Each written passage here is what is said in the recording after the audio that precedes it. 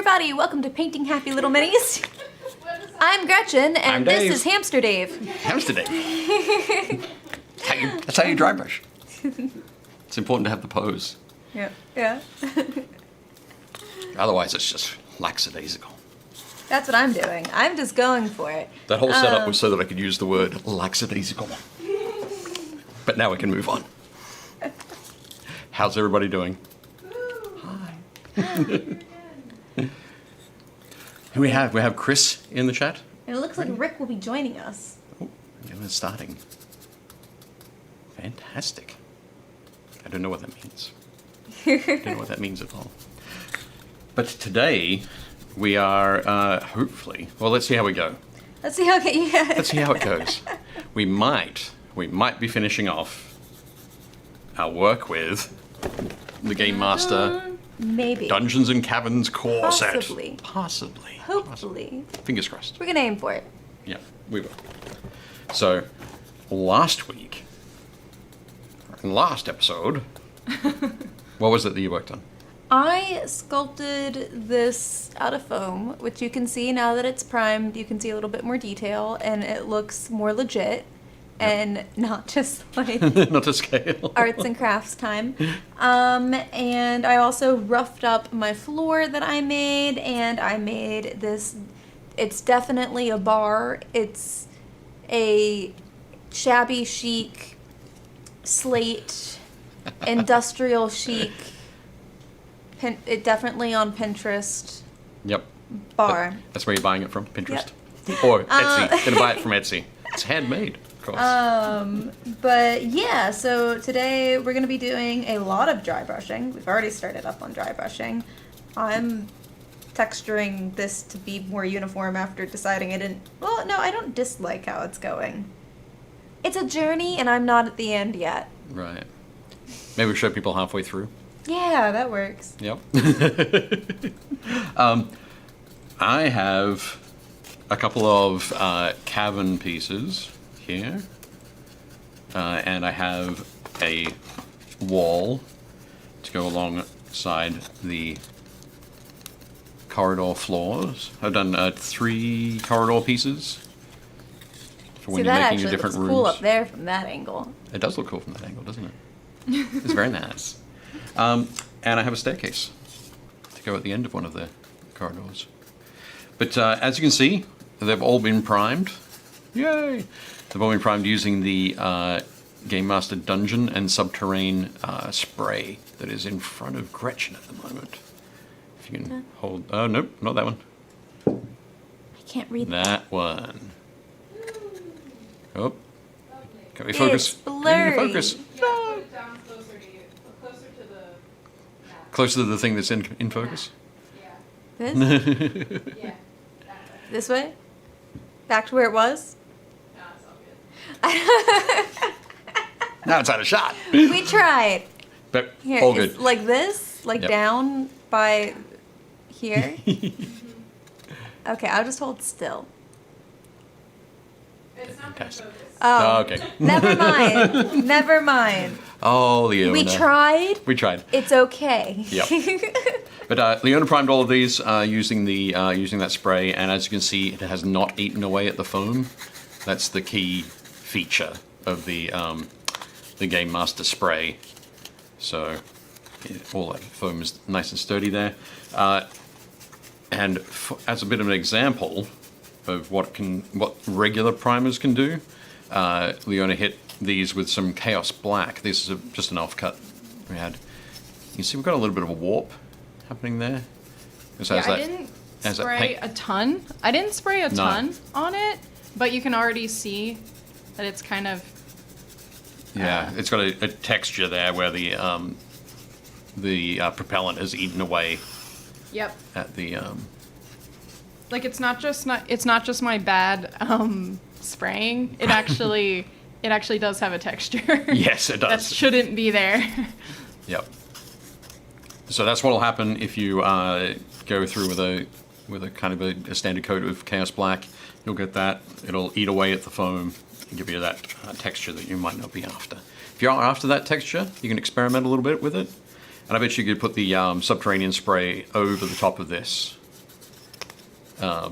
which will leave the texture and give you a good prime across the surface. What- There's another offcut. When would you want to use that? Just like in anything, you think? Pardon? Like when would you want to use that Use, texture? use the spray? Use that texture on a wall. Oh, just yeah, you can use it on a... Anything decaying, Texture? anything Decay? that you want to just kind of look, that almost looks like gravel or rough, Like concrete? sandy. Concrete you could use it for sure. Yeah. You could use it for sandstone, Yeah. like a sandstone Okay. finish. In that case, I probably wouldn't then spray it with the Dungeon Subterranean one. I think they've got a desert sand version of that spray coming in later. But you could also just hand prime it after that. Give it that James says texture. to protect it, use Modge Podge. Oh yeah, that's a good idea. So you can do that to protect the surface of the foam, give it a nice sturdiness. Hit it with some Modge Podge or several layers of PVA glue. They'll take different amounts of time to dry, but if you've got the time. It always feels weird on this camera angle. I have my hands, I don't know what to... What should I have? I'm shot. There we go. We'll come back to that in a second. But so we said hi to Chris, hi to Roger. Hey Roger. Hey JT, hey James, hey Mike, hey Lucafio, hey Wyatt, hey Ashlyn. Fantastic, Ashlyn made it for the live show. Huzzah! And Welcome. I will just say, I'm going to get this out of the way early. Leona has provided us with a celebratory candy Oh yes. for Roger finishing Monumental. Yes. It's definitely Out- not. We are not sponsored by Yeah, it's Hershey's not. at all. We'll just, I'll just hide Yeah. these. You have to open them upside down. Oh, sorry. Like I'm this. just joking. Yep. You can only see the back of them. Definitely not sponsored by. This is melty. I'm gonna get chocolate on this. I'm sorry, Here's the one. warmth outside. Well, I'm gonna paint these with the Cavern base, which is like a chocolatey brown, so that's Okay. okay. I'm gonna quickly. Oh, should we both be eating at the same time? Probably no, not. I already did it. Okay, well, You're late. okay. You're late to gotta the go. game. Okay, but when you're finished, then I'll eat, so that we're not both chewing at the same time. It's good stuff. There we go. I also, in case the audience is wondering, the audience at home, I gave myself one too. Oh, you did? Nice. I have one. You guys have two, because I figured the show is long. But I'll wait to eat mine. So we say 3 cheers to Roger. Fantastic. And Coffee says, "Who's that chick in the pigtails next to you, Dave? I didn't recognize her with that wedding ring she's wearing." I had my Dun, wedding dun. ring on last show. I was gonna say, you missed it, bruh. Treat yourself. Coffee was busy. He was Exactly. only here for a short time. Now he's had time to plan for the week. Excellent. And Wyatt says, "Treat yourself." Indeed. There we go. Okay, so Leona is going through and adding a whole variety of sort of tonal variation across Leona? her. Did I say Leona? You Yeah. did, but I'm that's sorry. okay. I meant Gretchen. Gretchen. Okay. That one over there. That way. It's all good. Right across the screen. Gretchen is adding a variety of tonal variation to the to flooring there. I don't know what I'm doing, but it's gonna look cool. Yeah, that's I have what- complete faith in that. I know that as soon as you I'm say, gonna wing "I it. don't know what I'm doing," That's worked every other time. it so worked every far. other time. It has indeed. So I'm going to move on to You're gonna know what you're doing. the stuff that I know about. Yeah, what I'm doing. In the Game Master set, there is a palette provided. It's a little plastic palette. But when I'm doing lots of dry brushing, I like terrain dry brushing with a big dry brush. I like to use a scrap piece of cardboard instead to for my dry brushing because you got a nice big area, and I like to use cardboard because it has it grips at the paint. So if you have something that's smooth, that the paint will sort of slip around on it, but you want that to grab the paint off your brush so that your brush ends up quite dry. So that's what I'm going to do there. I'm going to use this. This is the dungeon base. Ooh, get it in the shot. There we go. So that's the mid-tone grey. I'm going to use that for the corridors. And probably the stairs as well. The primer spray, the subterranean primer spray, has a little bit of a green tinge to it. So it's not completely black or completely neutral grey. It's got a little bit of a greenish tinge to it. I kind of like that though. It has a kind of dingy dungeon vibe to it. It does, definitely. It's great. And as we'll see as we're going through it, it works quite well for a number of, as a primer underneath a number of different colours. Now, you would have seen there as I did a big streak across my corridor, because I didn't take off enough paint there. If you do end up with that, like a streak, like that kind of thing, you got a number of different ways sort of out of that situation, because you don't want it to look painted, you want it to look like stone, right? So you can either do take the approach that Gretchen is over there, which is basically doing some stippling, and you do that around the edges of the streak, so you're kind of breaking them up and blending them back into the rest of the area. Or you can just do a little bit more of a vigorous overbrush and moving your brush around to get it catching from all different sides, and it breaks up that that streaky area, which is nice. So layers is basically what I'm saying. Layers will help with any streaking you might have. I think the same goes for streaking in sporting events. Adding layers can help.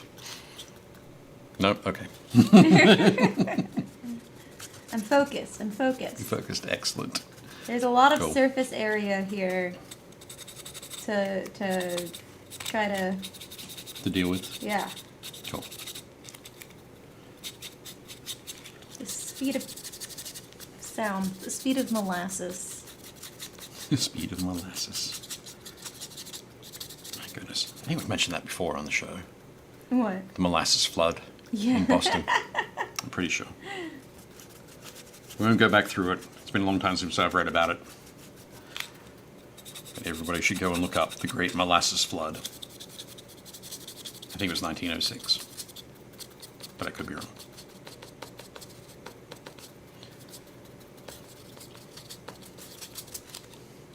So there we go. That's the base coat down. One of the things I'm going to do here on my little cardboard palette as well is going to add a little bit of black. And if you find that, that particularly along the edges, that you might not have got your primer in there, or you've hit it a little bit with your fingernail or something like that, and you want to get it a little bit darker, just mix in some black to your base that you're doing there. So you dig that in. And the Brink Black here, as part of the kit, is designed for, it's basically in there for painting along the edges of your foam. Usually I do a quick layer beforehand, and then once I've finished all the dry brushing that I'm going to do, I'll come back and paint those, touch up those edges again.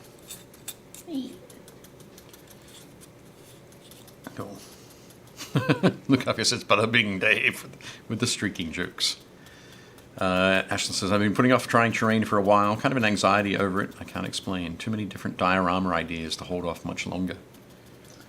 I kind of find it like kind of relaxing because it's not as tiny as a mini, and it's I feel like with natural elements, even though this is like stone and dungeon, the stone itself is still a natural element and the wood grain is still natural.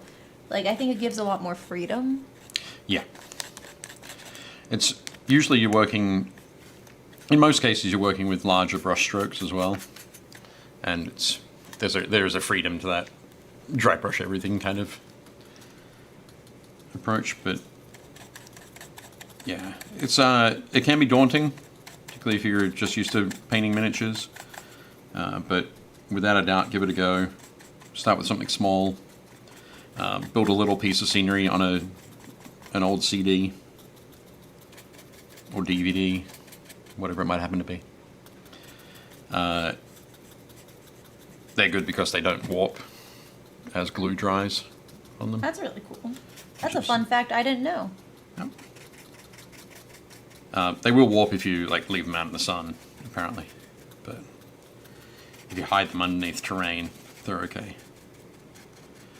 But I would definitely advise you to jump in and give it a go. Do it with something you're not particularly like super attached to. Like, don't start off for your prize mini. Like, start off for like something random. Yep. And I usually suggest making a hill or a rock pile, something like that. You can make a rock pile out of like actual rocks, and then dry brush them to make them look like enormous boulders. I still really want to get like that 50-cent like Winter Wonderland diorama kits Right. from Michaels, and then just use acetone to take everything off and have like a repaint on the show during the holiday season. Can we fix it? Maybe. Maybe. There was some real good ones last year that I saw that were.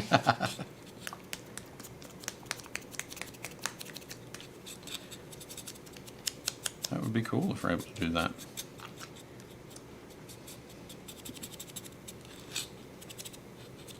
Okay, and here I'm just mixing a little bit of the black into the dungeon base for the corners and the edges, so that I can, when I come back with the dungeon highlights, I think it is that the light gray? Yep. The dungeon highlights paint. I can concentrate that on the middle of the corridor. So you get that sort of, you get an atmospheric effect from a 2.5D piece of terrain. But yeah, looking pretty neat there. I will quickly do up these others, and then we can move on.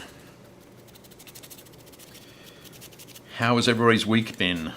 What miniatures have you been painting?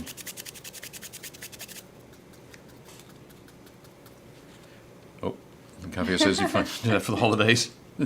Something tells me Gretchen will find a way to put glitter on it. I mean, it'll probably already have glitter, to be honest, if Yeah. we're getting with the cheapo Michaels one. Give the Michaels. The Yeah. trick will be how to get the glitter off at that point. I think we just need to cover it up with like a regular snow flock or something like that. Yeah. But if it doesn't have glitter on there, I think the glitter will be mixed into the snow flock, right? Oh, yeah. So. Yeah. So it can match the frost giant. That'll be good. We should plan out something for the like a series of holiday. Yeah, I think that would be a good like one painting challenge one for things. one day. Yep. That would be good. 25 days of miniatures. But it's really just what, like 2 episodes? 2 or 3 episodes. That's a lot of miniatures we'd have to paint. In those 2 or 3 episodes. Let's see, if we did 3 shows, 6 hours, 4 minis an hour. It's enough for a whole village. Yep. That could be good. Oh, JT is working on some Scarab Occult Terminators for the Thousand Suns from 40k. Very cool. James says he's working on one of the Trimorans, the small one. Excellent. Betsy says, hey, sorry I'm late. I had some work to catch up on. Hope you're all doing well, Betsy. The Bowers family is doing well after Ida. I'm glad you're able to join us. Glad you have internet. Yes. Indeed. And Mike Becker says, I just finished up my rarest Blade Guard Lieutenant for my Deathwing. Posting photos shortly. Very cool. Ooh. I look forward to seeing that, Mike. That would be great.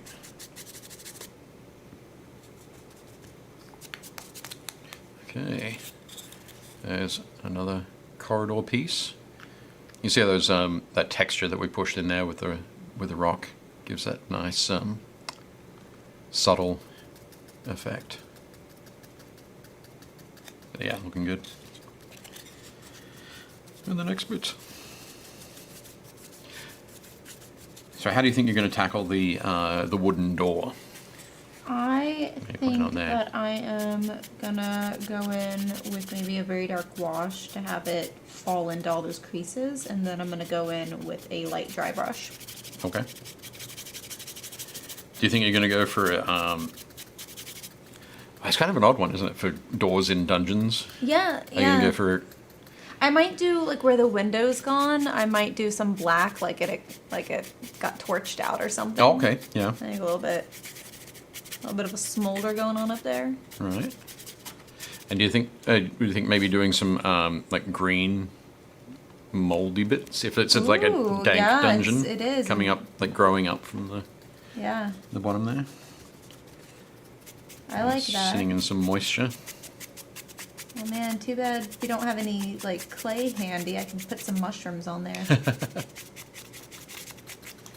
We can come back to those. Another day. Another day. Paint some little mushrooms down by the bottom. Those stones are big enough for me to paint on. Yep. But I wouldn't be able to do anything particularly 3D.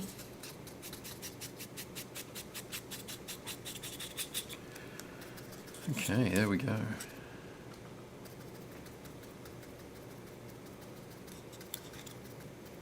Now I'm going to hit it with some of the dungeon highlight. You can see how far the paint is going. I've just used a small, tiny amount of this for the basic corridors. Using some of the dungeon highlight. I usually like to come back and do that over the slightly darker color that I've just used, and maybe end up getting some of that mixed into the lighter color, so that it isn't too dramatic. That first dry brush, you get a little bit of a smoother transition between the two. Of course, if you don't have a lot of time, just go straight to the high contrast.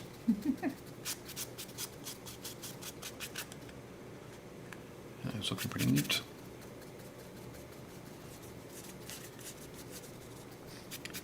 I gotta remember. Yeah, that's what I did. Okay. In a minute, I'll grab the floor that I did for the boss fight room that I worked on. I think it'd be nice to have those two, like have that I worked on and the one that you're working on, to see the contrast between the two, the different approaches. Yeah. Be interesting.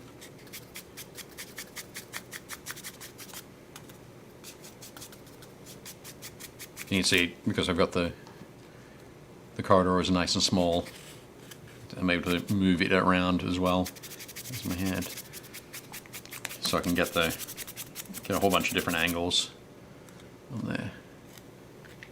You can see it's starting to be a bit lighter down that center, where your characters are going to be walking.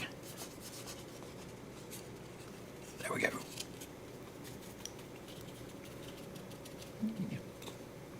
I do like this little wizard, but the emphasis should be on little. He is tiny. He is very small. So we've got that. And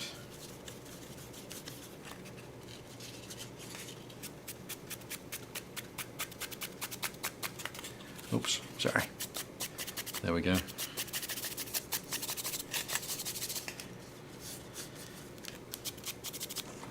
What else we got?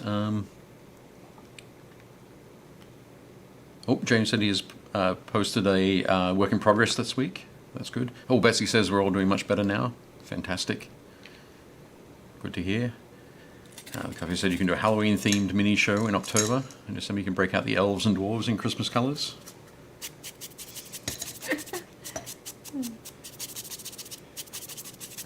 Yeah, we've We can do typically that. done a little bit of Halloween theme. We have. Ah, well, I'm glad that Spooky things. got out there. It had a Oh, dried paint up at the top. Oh, okay. And I thought I got it out, but no. no? Okay.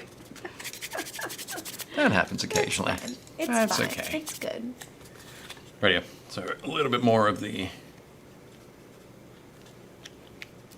highlight.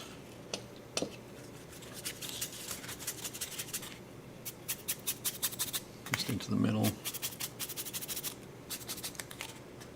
There we go. And once you've got that going on, you can bring out the dungeon effects. So you don't have to use this on the... Well, you don't have to use it anyway, really, but you don't really have to use it on the flooring. It works really well on walls and corners and that sort of thing when catching the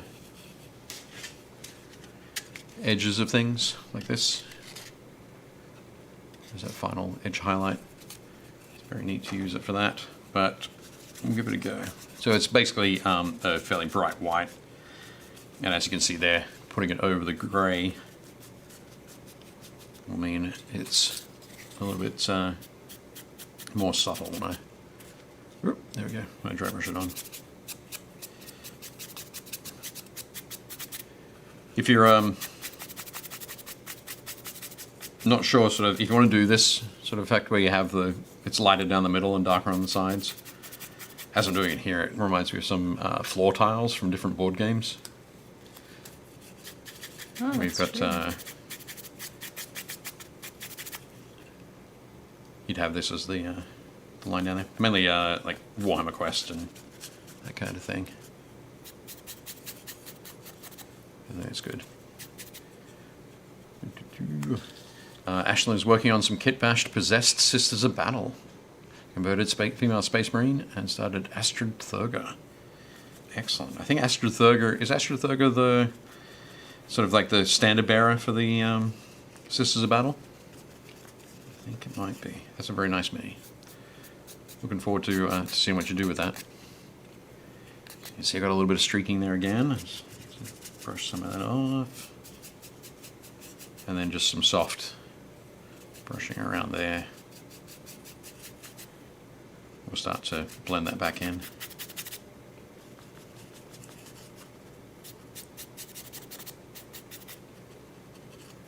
Okay.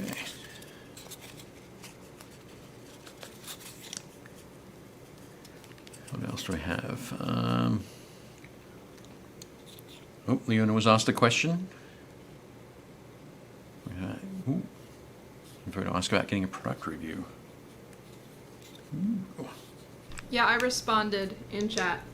Okay, yep. Cool.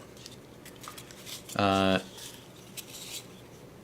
Ashley said, yes, she is. So that's Astrid Thurger. He is the very cool standard bearer. Make sure that I get that brushed off. There we go. Far less streaking. But still catching that center line of the stones. And now the final one, run down the middle. And looking good there. Okay. They look good. Moving along. Yep. Gretchen's painting the door. I'm excited. I want to see it So carve in, speak friend, and enter. Are you putting a black coat? Yeah, so I'm putting I'm putting black. I thinned it down with water. I don't really care if it, since I'm going to dry brush, I don't care if it gets the top layer of that dark as long as it's a thin layer. It's not going to mess with the texture. But I want to try to get as much as I can in all those little lines so that when I do go to dry brush, the inside lines will stay dark and the outside texture, if that makes sense, will pick up those lighter wooden colors. So like the raised grain. Yes, There. because right now the darker bits of the grain are lighter. Right. Okay. Which lets you see them really nicely, but in like the opposite way that I want you to see them. Right. It's like the colors are kind of inverted right now, so Okay. I am going through, and I did the same for like the stone. It looks much darker than it'll be when I'm done, but I wanted all those creases on the inside to, if you can see on the edge where the white shines through, I wanted Right. them to be much darker. Cool.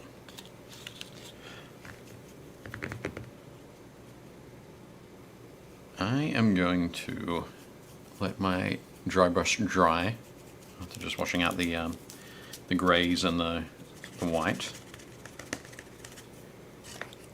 So now I'm going to have a go with the subterranean wash. On the Say that is what I used yep. to kind of texturize and tone things down a little bit. I used a little bit of it on the floor that I did a while ago, so you can see some of it in the sort of the shaded sections. But you can also see in some of these areas that have where the floor tiles are dented down. Not tiles, I guess, but the flagstones. I put some purple in there. Mm-hmm. But that's just to break that up a little bit. I don't think I might do it on... Should I do it on the corridors? Oh, you could. Okay. I'll do a little bit on the corridors then. But first I'll do some subterranean wash. This comes in the kit. The purple tone does not. So that's one that I brought separately from the Army Painter purple tone, which is very cool. So now is where I go. Oh. Where is it? Oh, I had it, but I don't. Okay. So I don't have the that palette. I'm going to use the lid of this box that comes in there as. Do you want to use Gretchen's? Hmm? Did you want to use the plastic palette? Oh, good. I thought I could just use. Here we go. Ta-da! I don't have to. You could use the lid though. You could use the inside. You could use all bits of that. But there we go. There's your brushes back. So this is the plastic palette that it comes with. So you can see there. You can do all sorts of stuff. I'm gonna take the subterranean wash. And because I want to thin it down quite a bit, I'm going to put it in one of the larger pieces. So this is just to give it a bit of a tint, or like a glaze over the corridor section. So I'm going to use it on this corridor section first, just to check it out. Some water there. You see it's still quite strong there, so I still want to thin it out a little bit more. There we go.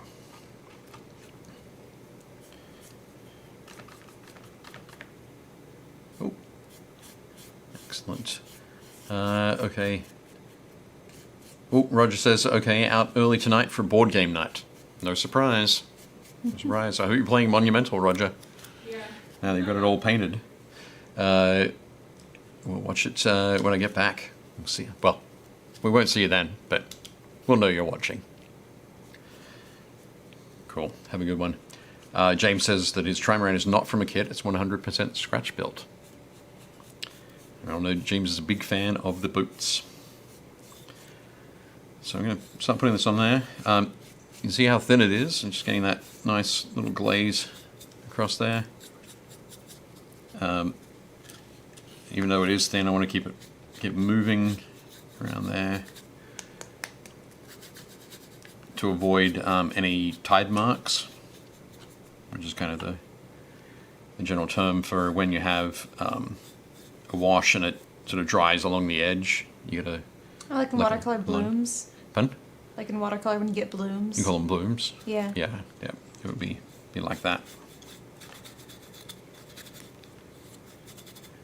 So, if you keep it all wet and moving around there.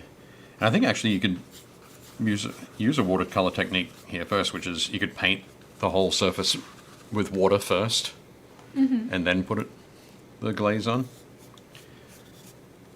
That'll make sure you keep it thinned. So there we go. You see it's the shininess is the wet, but that'll dry with just that subtle green tinge to it, which is pretty neat. I like that. When we get to the wall, I think we'll see, we'll be able to paint get some variation going up the wall with that green shade. But just quickly, I'll get these other 2 bits of corridor. So I'll slap some water on first. And some of the green wash. And if you wanted to, you could just sort of push it around in certain areas. Or maybe even leave it darker up towards the sides. There to continue to sort of accentuate that lighter color down the middle of the corridor. There we go. So, excellent. James says, yes, I have 6 Reaper Bone, 5 ships. It's always good when you know what your passion is. I think. A little bit more there.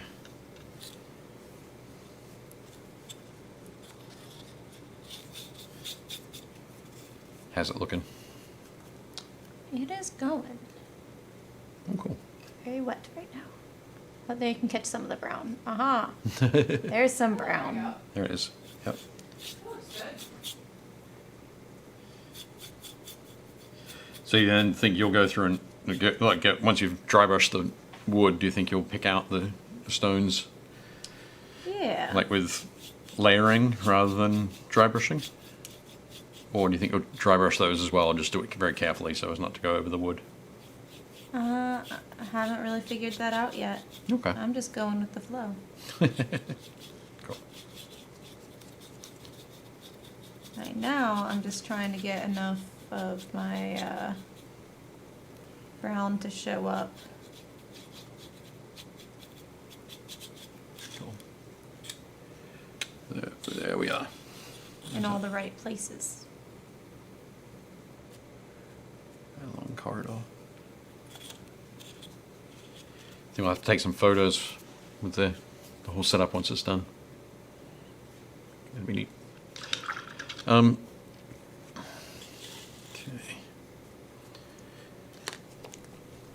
Actually, Gretchen, can I get you to throw me one of those, the flat dry brushes from your, yep, This one? pipe mug there? Yep, that'd be great. Oh! I caught it. You did. It's amazing. I never catch that stuff. So what I'm going to do here is use some grey for the one of these cavern rooms, kind of up here where this kind of regular section would meet the corridors, and then I'll dry brush a lot of the rest of it with the Cavern base, which is that brown. And I'll do a little bit of mixing in between, a little bit of dry brush blending.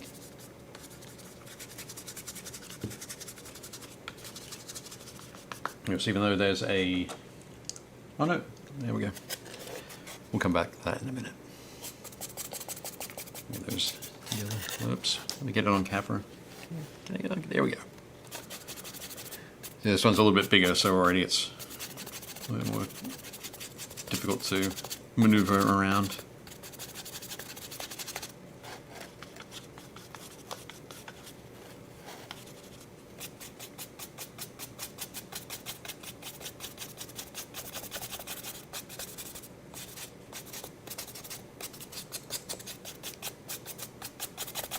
There we go. Oops. All right.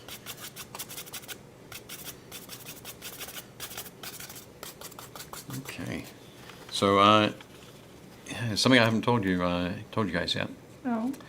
I am actually going to be ducking off to Australia for a little while. That's right. Yeah. For it's a bit of a family emergency, so I have to head back. But I wanted to tell you the fun tale of how COVID has impacted international travel. Boy, do I know it. So, there are very few flights heading to Australia. And when I say very few, I mean very, very few. Almost none. So, finding a flight that's going there is incredibly difficult. And finding one that can get me there quickly is also incredibly difficult. So I've spent the last couple of weeks looking for a flight, and finally this week I found one. I was very excited. So it stops in 3 places before it gets to Sydney. So it leaves from LA, stops in 3 places before it gets to Sydney. Oh, hey Jason, welcome. Yeah, sorry to look up you. I will be as safe as I can. But who wants to guess what 3 places they are? In the world? So in the world, Okay. I leave from Los Angeles and I land in Sydney. But where do you go? There are 3 places. Where in the world is Dave San Diego? It's gonna very much be like that. So are you not leaving from Baltimore? Oh, well, yes, I'll fly from Baltimore to Los Angeles. Oh, okay. But I don't begin my international travel Your until I'm in. international starts in LA. Yeah. Interesting. Let me find Yeah, the we'll maps. give people some time to Yeah, list a their little bit. 3 places. 3 places in the world. My guess is I already kind of know, so I'm not gonna guess because that would be cheating because I Okay. follow Dave on Facebook. we don't like cheaters around Yep. here. Let me just say, I am hoping to see the Aurora Borealis. Oh gosh. So at some point, I'll be my. traveling over the North Pole. Oh my. This is the closest you'll ever be to be Santa. Yep. Just know that when you're up there. Indeed. But it was quite an ordeal. But I am very glad that I have that booked now. I'm glad you were able to find something. Yeah, I think the other thing as well is find something that was almost affordable. Okay. Yeah. So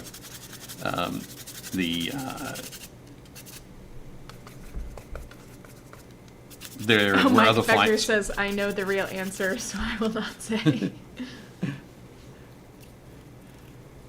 Okay. Yeah. You have some yeah, good- Like, You have some like good Japan to guesses. San Diego to Sydney. Japan to San Diego to Sydney, LA to Hawaii, then Hawaii, Manila. Fiji, and New Zealand. Why it says wait, Alaska? Yeah. It's there was a moment when I was thinking maybe I just have to try and get to Tokyo so I can get from Tokyo to Auckland and then from Auckland to Sydney. Wow. But I found something much more impressive. Yes, Jason, Dave will have to quarantine, I'm pretty sure. I will, yes. 2 weeks. I get to do my whole Arnie impression. 2 weeks. All right, you wanna reveal? What do I The, reveal? Where in the world is Dave San Diego? Where in the world is Dave gonna go? Okay. No, so I fly from LA to Incheon, Korea, South Korea. So, Oh, cool. Incheon Airport, South South Korea. Yeah. So that's the first leg of the trip. That's with Korea Air. Okay. And then from there, I fly to Helsinki. What? People who don't know where Helsinki is, it's in Finland. It's the capital of Finland. And then, from Helsinki, Finland, I fly to Hong Kong. Oh my goodness. You're gonna get really good airport food. I'm going to find all the airport food. Yeah, you gotta, each place you go, since you'll only be able to be in the airport. Yeah. And then from Hong Kong, you're able to... From Hong Kong to Sydney. Yeah. Wow. So essentially, I'll be wearing a mask from when I get to the airport in Baltimore to when when I get to my hotel room, my mandatory 2-week quarantine hotel room in Sydney. There'll be about 72 hours of mask wearing. Wow. So, pretty crazy. You're gonna have some... Do you have to get your passport stamped every time? What's that? Will you have to get your passport stamped every time? Or no? I don't think if you 'Cause stay you're not in out of the country. when it's just No, like the only sad. place a lot of places actually your passport doesn't get stamped anymore, which is kind of unfortunate. But yeah, for Helsinki and Hong Kong, I'll be transiting through. Gotcha. So technically, I won't leave there. But because the second, third, and fourth parts of the trip are with Finnair, I need to leave what they call the visa-free transit zone Oh gosh. in Korea, and then check back in for my flight. So technically, I'll have to go through like customs and immigration in Korea, Okay. collect my bag, then go back around, check in for the Ashlyn says, Helsinki leg. Ashlyn says, just eat the entire time so you can take your mask. Oh, right. Yeah, maybe. Yes, Lucafio, indeed. Damn. Jason said, how long are the layovers? The layover in Korea is 5.5 hours, I think. That's enough for some good Korean food. Yep.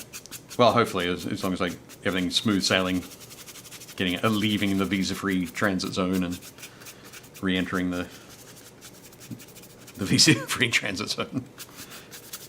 It was one of those things where I got to that point and I was like, oh, okay. And then the little advisory said, you might need a visa.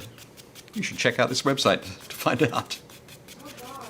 And the website said, you should maybe check on Wikipedia. It's got lots of great information. So I checked on Wikipedia.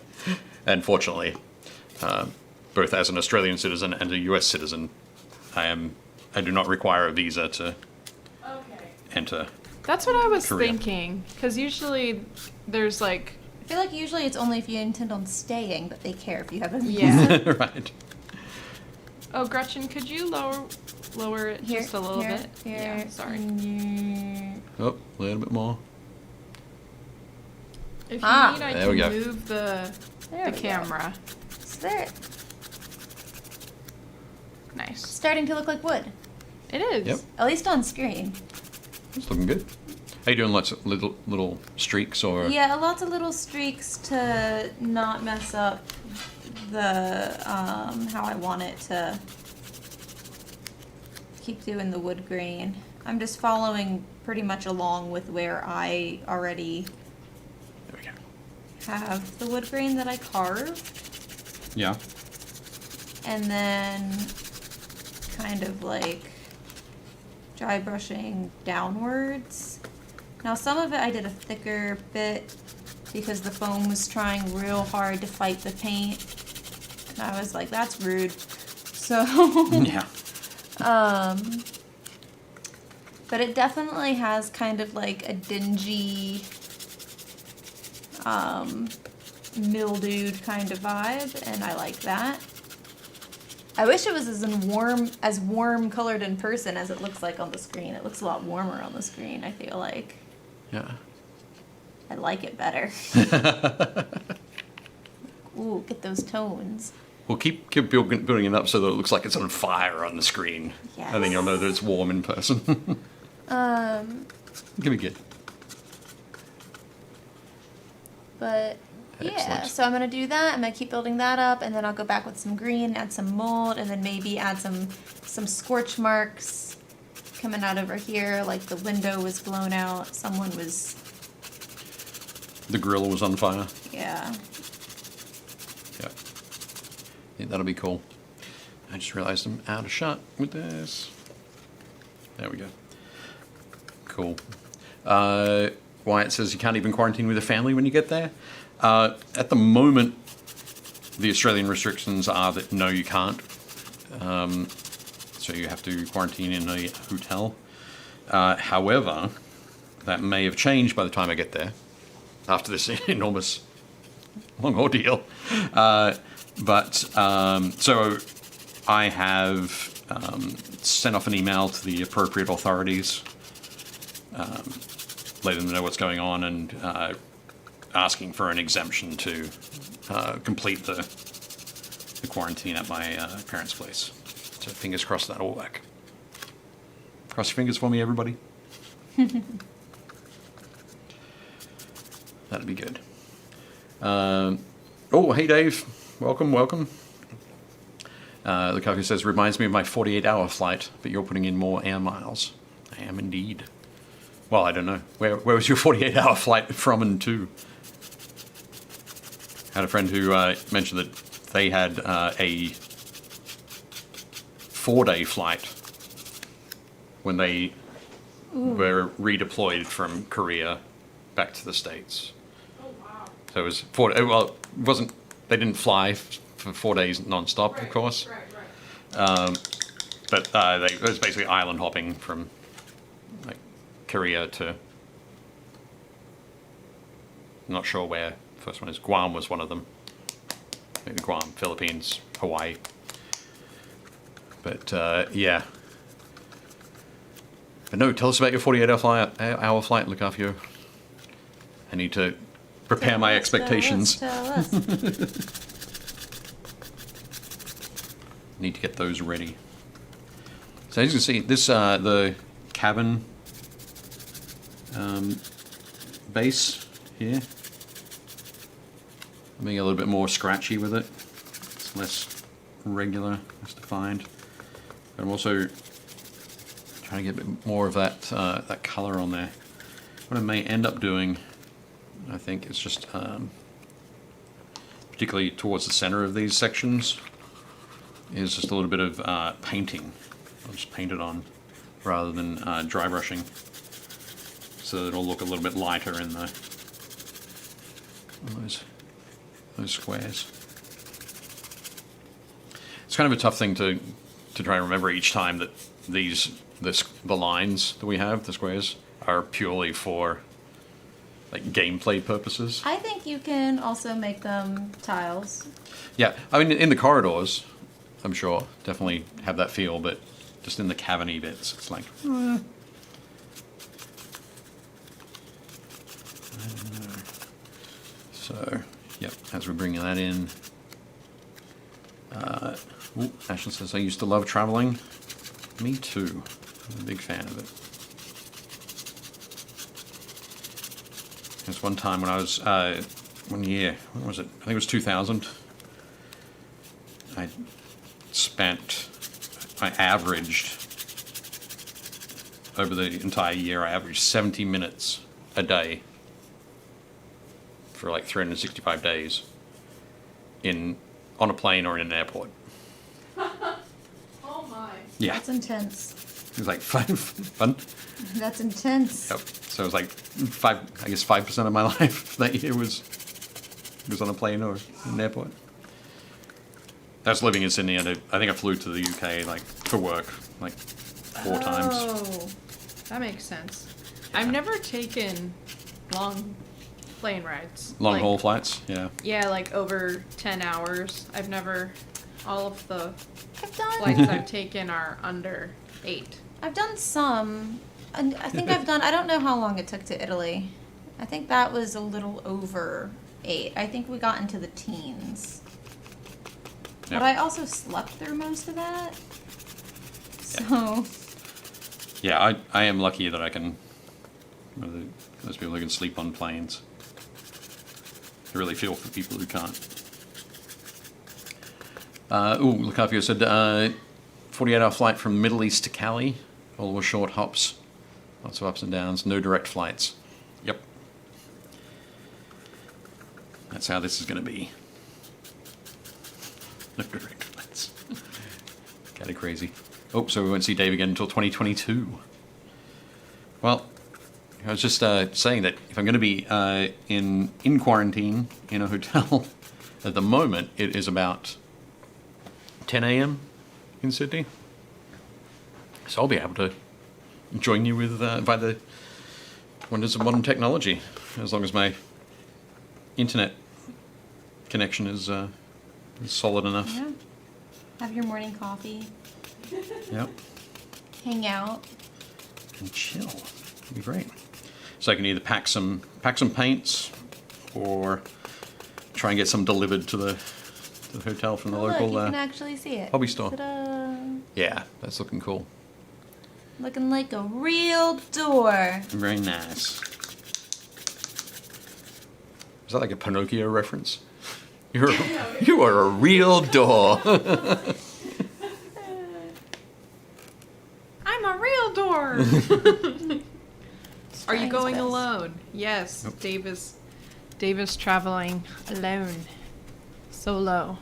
Yes, I will be traveling Dave alone. solo. The airfares are also incredibly ridiculous. So, Well, and it's crazy because I'm not gonna lie, I thought that prices were gonna drop a little bit, right? No, no one wants us to hang out.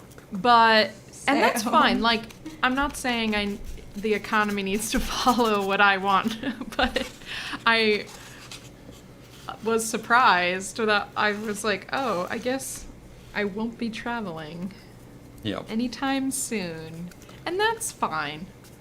Like, I'm thankful that I'm healthy and stuff. I'm not gonna be a complainer over here, like, I Yep. need to travel, but I was surprised. Yeah. Because I guess I was looking forward to having the option to travel again. Yeah. I think it's just that wonderful part of economics, the supply and demand Yeah. kind of thing. So when you're running not running many flights, or when the demand drops, the supply will drop to compensate. And then if the supply can't pick back up when the demand increases, then we're left in this current situation. Yeah. But it will be one hell of an adventure, and I hope that it, as much as possible, goes smoothly. Yeah. When you've got all those moving parts of that many different You'll have a plane good connections. story out of it. I will. It's kind of crazy. You'll get to go to 3 different countries. Yep. And over the course of 2.5 days, I'll be in 4 different continents. Yeah. What? Check that out. That's really cool. Yep. That's the neat part of it. That's the part I can be excited about. We'll see how Yeah. excited I am when I get to. Yeah, you'll be City. like, get me to Australia. Yes. But you can see here why I like to use a piece of cardboard or scrap. It's just because you end up with it all over the place. So this is the Cavern highlights. There. So I'll get into working with that. It's quite a bit lighter, and it's got a little bit of a like a peachy tinge to it. That's interesting.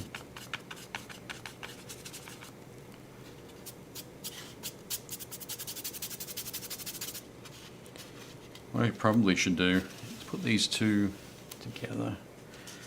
So much stuff on the desk here. It's ridiculous. That's all. No, it's all my fault.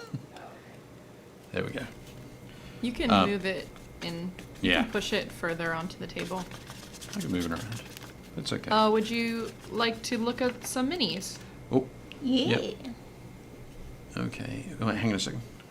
One of the things I'm just going to say, this is what I'm going to do, just do a dry brush across those two pieces. So that you're never going to get everything to match up perfectly.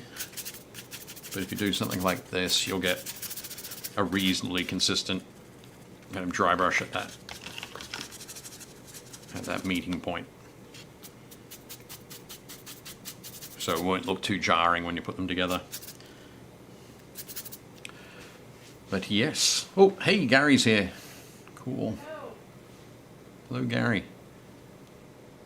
Okie dokie. Yeah, so should we look at some minis Yeah. from the group? What have we got this week?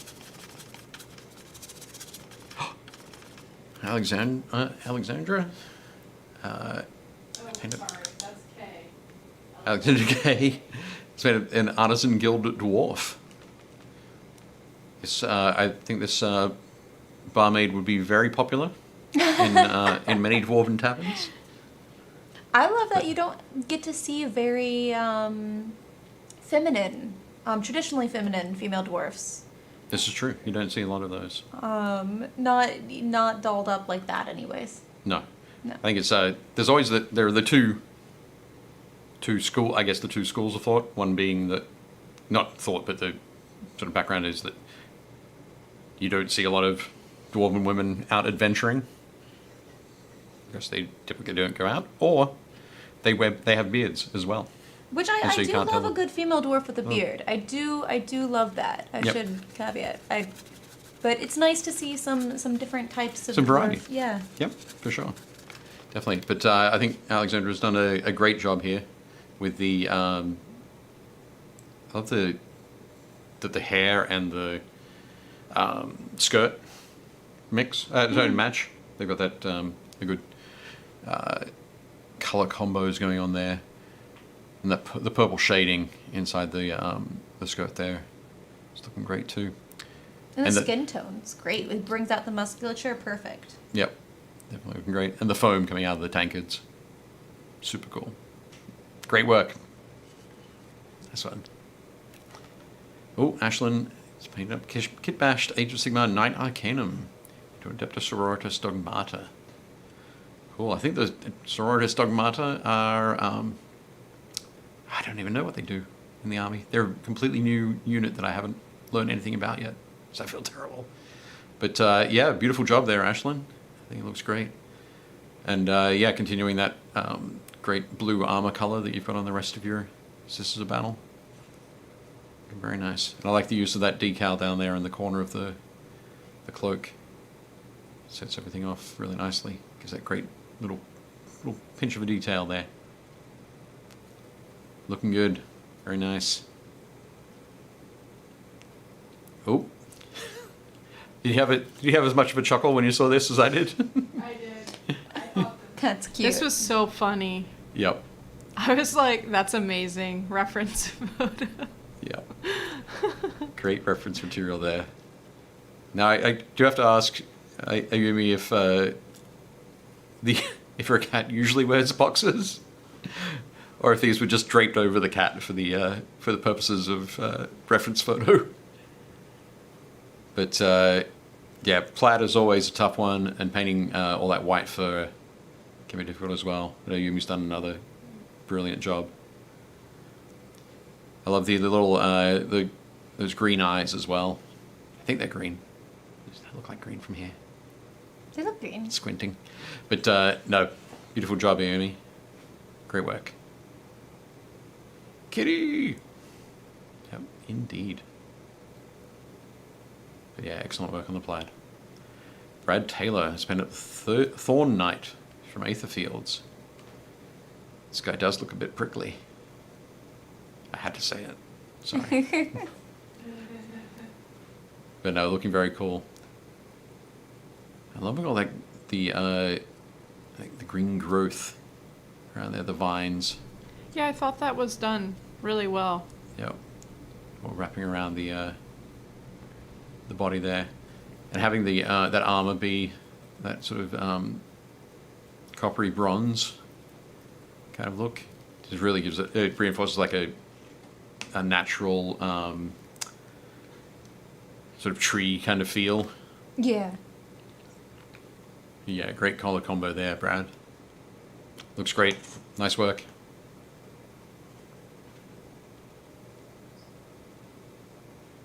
Oh, there we go. Oh, Brittany has painted up a phase spider. Great. Cool. Great. No, it's beautiful. It's really done well. You just Despite thinking- my distinct lack of spiders, what I dislike about spiders, I like in paint jobs for that. Okay. Well, I thought you were referring to the problems with having a phase spider, which I'm assuming phases in and out of That would this be dimension kind of thing. awful. Yeah, so it pops out of the wall, you're frightened by it, it disappears, and it reappears on your head. Yeah, don't like So, that. Absolutely frightening. But no, I think it looks really cool. I love that the ombre from the white through to the blue on the legs is very cool. And yeah, and those there's the red eyes. Red eyes on a spider always give it that menacing look. Oh, So- hi, Lava Because it's Painter. so unnatural. Also, Lava Painter just made it. Oh, hey, Lava And we had just Painter. talked about your... Oh yeah, Ayumi, we just talked about your Cassandra. great... Excellent. So the question I had, Ayumi, was, does your cat always wear boxers? If so, do they change them every day? Oh my Or gosh. did you just drape the boxes over for this for comedic effect? I'm happy with any answer. I'm just curious. We all love it, by the Yeah. way. Yeah, I thought it was fantastic. Great work on the plaid there. But yeah, awesome. Sorry, who did so? And what was the one did we just switch on? There we go. The face spider, Brittany. Sorry. Okay, sorry. I was gonna say, great work, Brittany. The red eyes are Excellent. so unnatural to the spider that I think you see the red eyes and you just think of like you know it's to be contended with. Yeah. Like if I Yeah. saw a red-eyed spider that looked like that in my home, I'd be like, if I get bit like by that, I might become Spider-Man. Yeah. So you But- you kind of walk up to it and go, No. hey spider. Yeah. No, I think exactly that. The red eyes are just that extra oomph for the menace on a spider. But yeah. Oh, Chris Gawkins painted up Hela from Marvel Crisis Protocol. Yeah, absolutely spectacular. The blending on that smoke sculpt or that Yep. magic sculpt, that is Magic smoke. magic smoke, Yep. is just so smooth. It really makes it look like it's flowing. Yeah, exactly. I think Chris has done an awesome job there. And I love that in the highlight for the black of her suit, it's not all the one color going sort of all the way down. There's a little bit of OSL working on there down around the legs, but still you're working from that blue gray at the top down through to like a greenish blue gray. I can see the difference. It looks great. I think another awesome job there, Chris. I love the as well the OSL from the that magical smoke on the floor of the base there. The concrete is what I'm trying to say. Words are escaping me. Nice work, Chris. Excellent.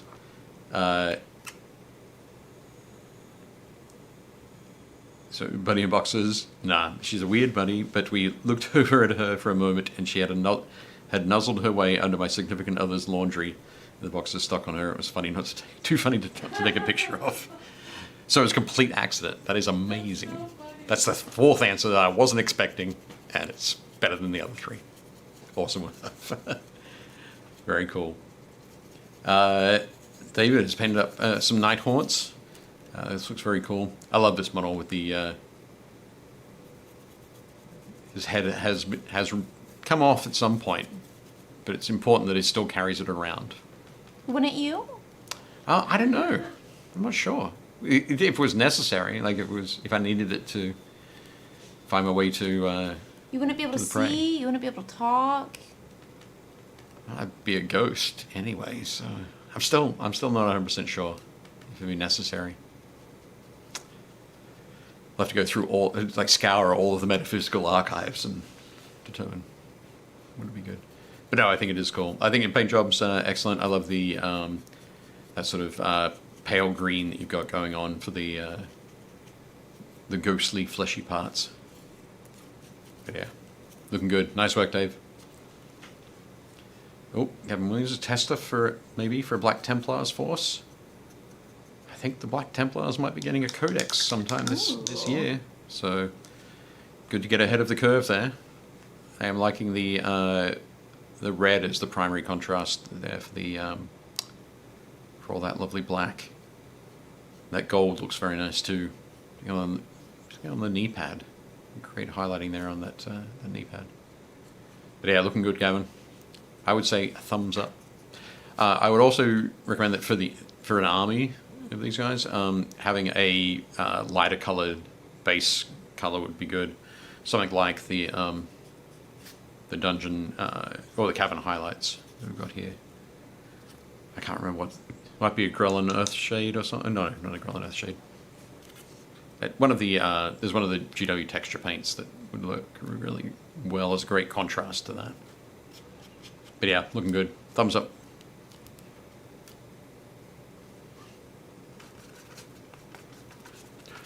Oh, here we go. This is the trimaran that James was talking about. Small trimaran built out of Plastic and shampoo bottles. I swear, I think we should have like a MacGyver competition, where we see what the coolest thing people can make from household items is for their minis. Okay. Yeah. That's cool. I want to see what everyone can do. That's okay. Super rad. Maybe we'll line up a little bit of a maybe diorama kind of competition. Yeah.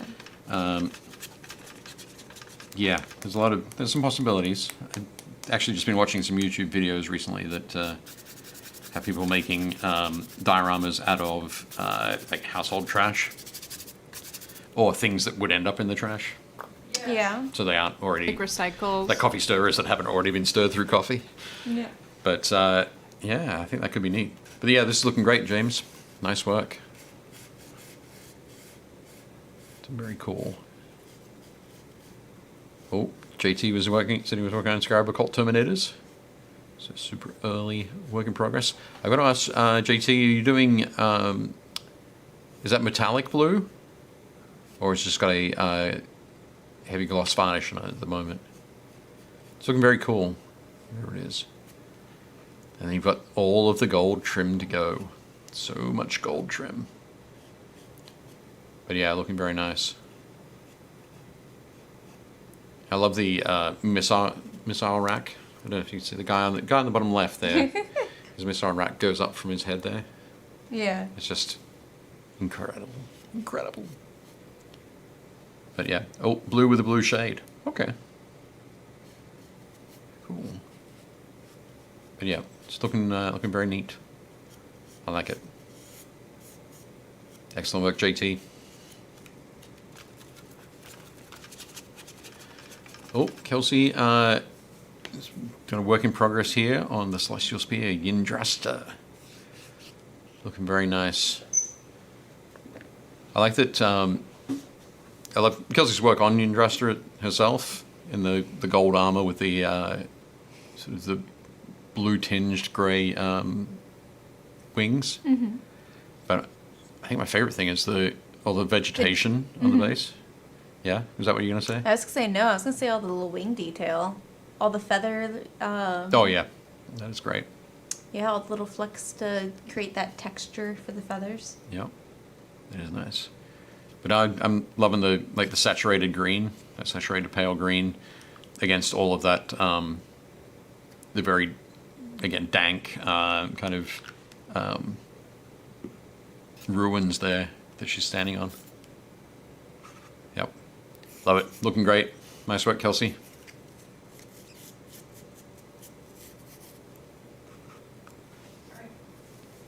Yes, we have it.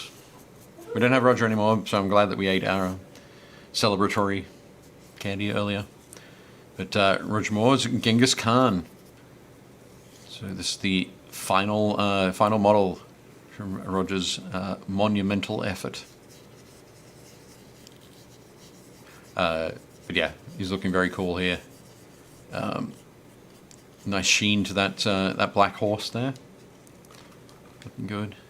And the all of that gold trim as well. Looking very neat. Looks like there's some on that saddle blanket as well.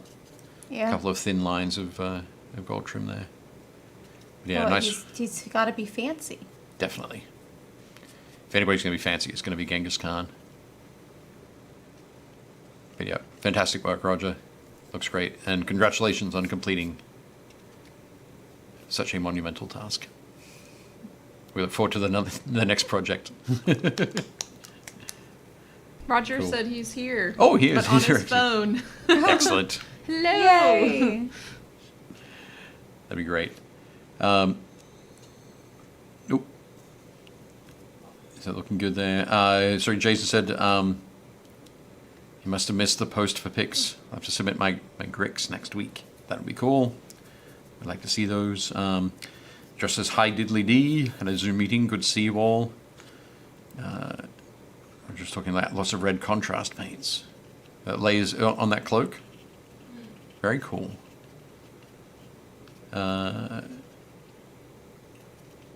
Excellent.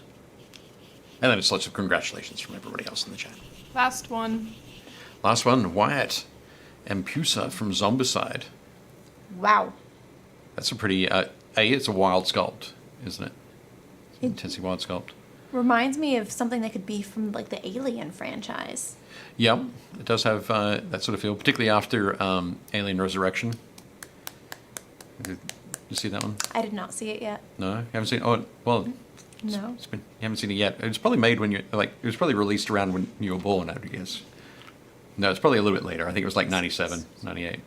But I've seen most of them, just not in the correct order, and so I have like chunks of memories from the Alien franchise that I haven't seen as much of. So Right. I might have seen parts of this, but I also probably would have been like 9 or 10 hiding behind my dad. right. So Yep, that's quite possible. it's like with my Star Wars knowledge. Like, I've seen Star Wars, but the majority of the Star Wars I've seen was the same parts of the prequel films that my youngest brother was obsessed with because he'd Okay. watch them on rerun. Right. So like that's what I have in my brain for when people are like Star Wars, and I'm like, I enjoy the franchise, but I've seen like one scene of one film Way too much. 50 times. It was like everyone else is Frozen. Yeah. Excellent. But getting back to Wyatt's model, I love the colors you've chosen for this, Wyatt. It looks very cool. The way that the blues, like the blue green, the teal on the arms and the legs, sort of blend into that purplish pink that's there. It's very very kind of crazy. Part of me like feels like I think that it's the shapes have a bit of a like a robotic feel. Or like I Okay. feel like it looks like the inside of a musculature. Like Right. it looks like yeah. Yep. But no. It's, what we got? Delightfully creepy. Yep. Jason says very species-like. Josh says this figure could be used in Gene Stealer cult army as some sort of matriarch. It could. And Jason says definitely Geiger-inspired. That's H.R. Giger from who designed all of the aliens. stuff. But yeah, looks great, Wyatt. I love your choices there. Nice work. It's excellent. And that's the last one. That's the last one. Well, should we tell folks what they need to do? They need to send in some minis. Send in your minis. So each week, usually Leona will put up a post on the Painting Happy Little Minis Facebook group that basically says pop photos of your minis, either finished or work in progress, into the comments, and she'll gather those up and we'll look at them next week and offer our thoughts, our critiques, we'll just sort of drool over them. Get excited by the cool miniature fair that you're providing for us. It'll be very cool. Very nice. So how's it coming along? Oh, Yeah, it's Very coming good. along very nicely. So if I pop There's this little bits way, of, this way. There we go. excellent. I Little got bits of that. lichen there. Yeah. Did you use some of the, what was it, Grotto Slime? Yes. Is that what it's called? So I got the Grotto Slime going on there. You can see when I turn it that it's on the moldy floor, because if it's wet enough for mold growth, I feel like that goes like downwards, and that's where all the puddles would be. Yeah. Yeah, very definitely. And then, yeah. So that's how that's looking. Delightfully gross. Yes. I'm just going to go with gross. I'm going to go with delightfully gross. But... I really, really wish I had some like Play-Doh or something for mushrooms. And I just booped them on there.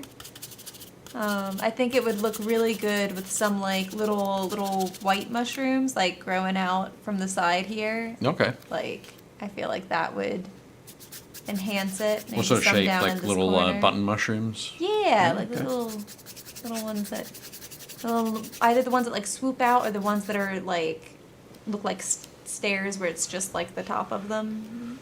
Oh, like the little disc? Yeah, yeah. Okay. Like one of Like those. a little saucer kind of thing? Yeah. What are they called? I don't know what those mushrooms are called. Somebody will let I us know. feel like there's multiple ones, and I feel like one of them's probably delicious, and the rest will all kill you. But yeah. Ooh. Oh. Dave Hummel, you said I did. You didn't have an episode that week. Not upset, by the way. I'm confused. I think he's saying he did post a picture. Oh, he posted something. I get it. Sorry. You have to repost. Yes. You have to repost each week. Yep. Sorry about that. Yes. Sometimes things beyond our control will I'm sorry, impact bro. our schedule, but we'll always try to get it into the show. Cool. I get it now. Now that Leona's explained care it to to me. share about your doppelganger from the Texas Chainsaw Massacre? Apparently, I look like an actress from the Texas Chainsaw Massacre. I don't know her name. I don't think I've ever actually seen Texas Chainsaw Massacre, so I'm gonna have to take Luca Fio's word for it. I also get told that I look like Amy Adams a lot, especially when my hair was red. Oh, yeah. Okay. I see Leona's that. like, yes. I see the red hair, and yes, I did think or like when that. she was in Enchanted. Yes. Yes.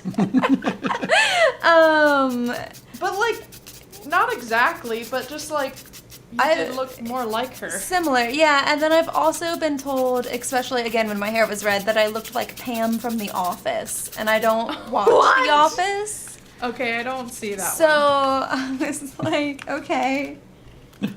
Like I don't know what this is. Pam's a very nice character. I look like a bunch of people I don't know. Yeah. I look like me. But no, Pam's a nice character. She's got a good sense of humor. Kind of dark, but there are far worse characters from The Office to be like Compared it to. Yep. But yeah, most of what I've ever gotten was Amy Adams. I have in the past been compared to Bob Crane, who played Colonel Hogan in Hogan's Heroes. I don't know what that is. Nope, it was probably out of reruns by the time you were born. I know Hogan's Heroes. That's so. Oh my gosh, you're right. It's so true. It's not really. It is. That's the closest I get. Yep. There was a period of time where we watched, my family and I, we like watched all of Hogan's Heroes. Yeah. And so then we would always say, I see nothing. I see I see nothing. Yep. Hogan! Hogan! Yep. Fantastic. The thing is you don't look exactly like him. I don't, no. But he has some good hair moments, and you also have good hair moments. So I think that's maybe what Your hair just vibes. you're. Yeah, Yeah. like I think. Yeah. It's that. I think it's the hair. It's that and the dimples, I think. Oh yeah, that's fair. But other than that. Like actually, I'm looking at this older picture of Bob Crane. Here, maybe I can save it Yeah. so that I can bring it up, because I feel like I'm not that crazy. Like this kind of does look like Dave in the future. Let's see. It's going to be interesting.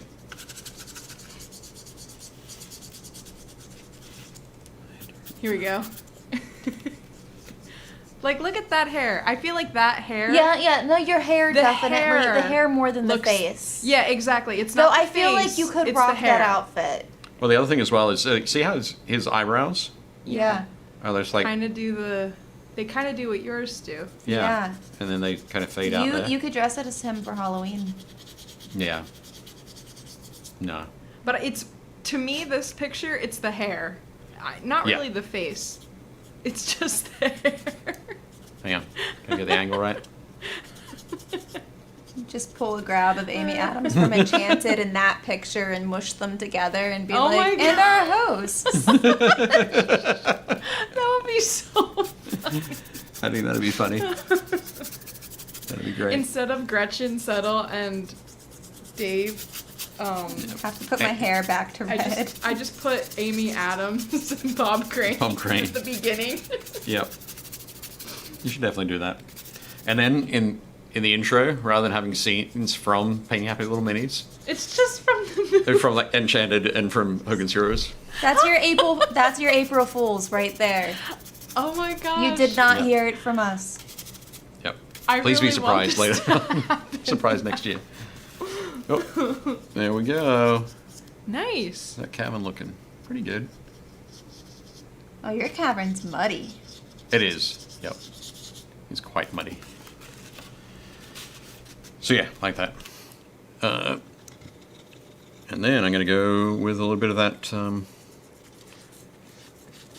subterranean wash. Again, pull that back out. Get some more of that going. So you got to keep it a little clean at Garister's Bistro. Only the mold. Josh Potter says those mushrooms might be used on Garisto's realm famous baked submarine sandwiches, even though no one knows what a submarine is. The gnomes might be working on one. JT's hopping off for the night. Go Bucks. So I guess you're going to watch some football. Amy Adams had blonde hair when she portrayed. So fun fact about Amy Adams in portraying Amelia Earhart. That was the first time I was introduced to Amy Adams, and at the time I had blonde short hair exactly like hers. And and her portrayal of Amelia Earhart is kind of similar to my personality in high school. Maybe similar to my personality now. I don't. Very like adventure, yay! And my friends I went to see it with flipped out. They kept calling me Amelia for like the rest of the school year. Oh, that's funny. Excellent. That's cool. James says, I know that one. I think you might have been referring to Hogan's Heroes there. Lucavio says, love Hogan's Heroes. We're showing our age, Dave. Yes, we are. Schultz! Josh says, hooray for Nick at Night. He says we need to get Dave a monocle. But, yes, it's kind of funny. When I moved to the US, I kind of discovered how much, like how many programs that I got to see growing up that would be like on repeat all the time, were essentially failed programs over here. I was like, yeah, we used to watch that all the time. I'm sure there must be like 4 or 5 seasons. And they're like, nope, there was one. We got to see one season. Isn't that the and then worst? it disappeared, and then they sold it off to Australia. When there's like, you want more and there's not. Yeah. Well, with that one, it was like, it felt like there was more. It wasn't until later in life that I learned that there just really wasn't.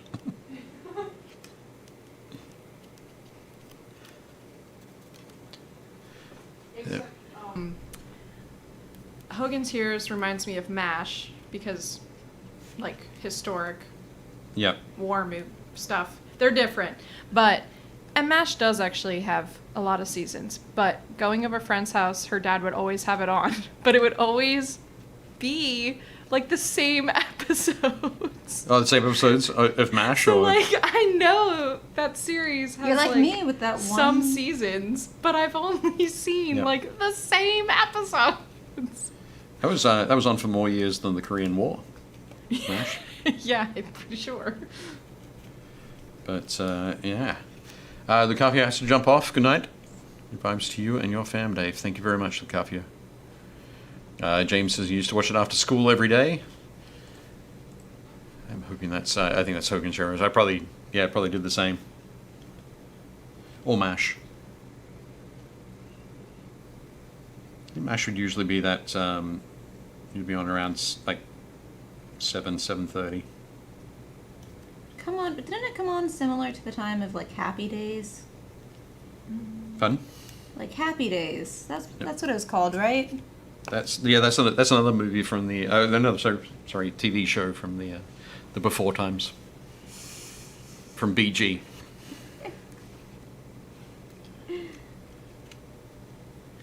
Did you watch Happy Days? I did. There we go. I did a little bit, yeah. I've seen Happy Days. I think the one like older TV show that I think of a lot of the times though is my mom used to watch Lois and Clark. Lois and Clark. Lewis. No, not Lewis. She's What is it? Lois and Clark. Oh, the Superman. one. Yeah. Sorry, that was after my time.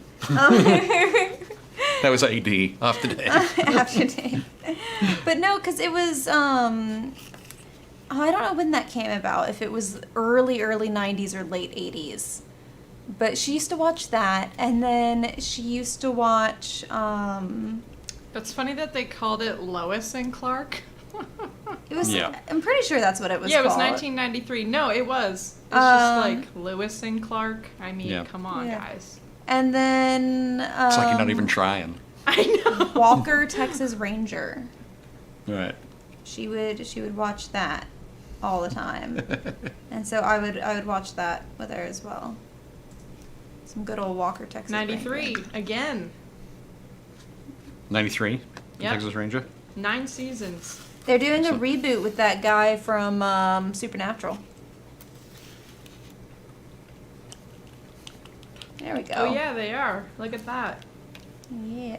I only know his supernatural name, So now we got. which I think is his real name. That's a table that you want to eat a pastry off of. It is. It is. Lewis and Clark. That'd be a great series. Historical adventure at its finest. Yep. Honestly, that would be actually a good series. There is a series that came out called Frontier, I think, with Jason Momoa. Oh, yeah. Yep. Set in Canada. Yeah, and it's actually a really good series. Well, I personally thought it was a really good series, Yep. and I feel like they could totally do a Lewis and Clark like version of that. I think so. I was like a little disappointed that they didn't do anything else with that series. Yeah. What was it? There were like 3 seasons? Were there? Yeah. Did I just totally miss that? Possibly. No, it's a good one. I'm gonna have to watch that because I definitely only saw the first series. Oh yeah, you're right. There were 3 seasons. They were just everything was short, like 8 or 10 episodes, something like that. I always go back and blame the 2004 writers' strike for the change and for that fairly monumental change. Because there were a lot of shows then that just went from being 22, 24 episodes a season to 10. Yeah, so there's only 6 episodes in each season. Oh, really? Only 6? Wow. I must have watched them, but not realized. Just thought it was all one. I thought it was Just- all one. Just binged Yeah. it from start to finish. Yep, that's probably it. Thinking, oh, there were 23, 6, 18. Yeah, thinking 18 episodes was one season. There was a Rutro, do you need me to grab that? Yeah. Okay.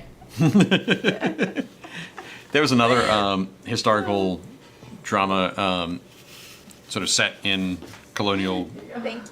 Canada as well called Bark Skins, which was very cool. And it had Jeffrey Rush in it. I think it was Jeffrey Rush. No, it wasn't Jeffrey Rush. My bad. It was the guy who played...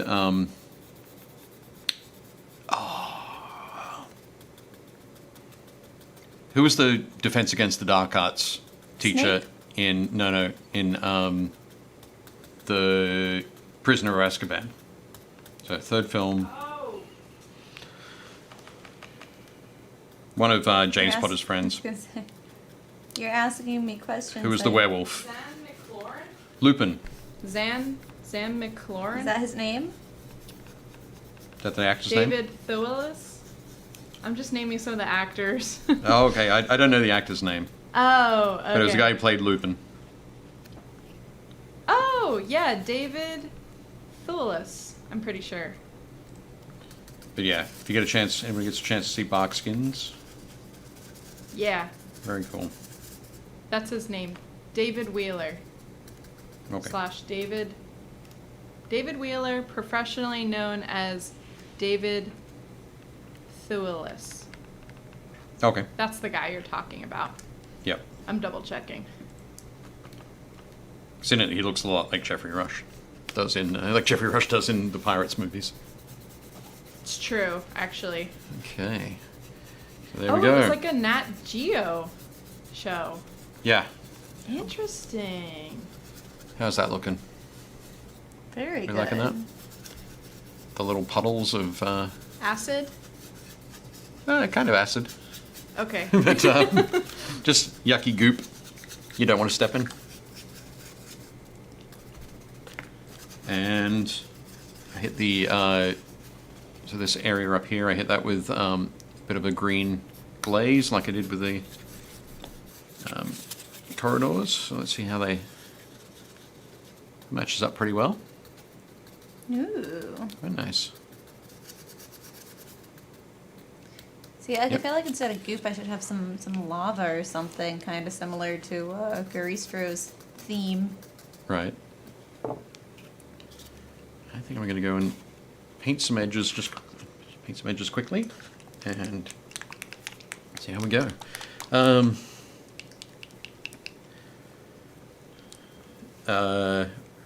Okay, Jason says, OG Happy Days with Pat Morita, or the ones with Mork. Yep, I don't know. they were great. Well, Pat Morita went on to be Mr.